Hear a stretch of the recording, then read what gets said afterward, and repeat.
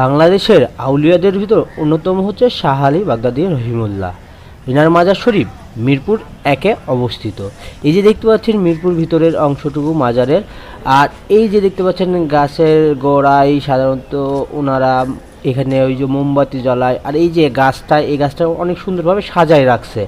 আর এটা হচ্ছে সিন্নির জন্য ডেক তৈরি করা আছে, যেখানে সিন্নি করা হইলে সাধারণত এই ডেকেতে বান্না হয়।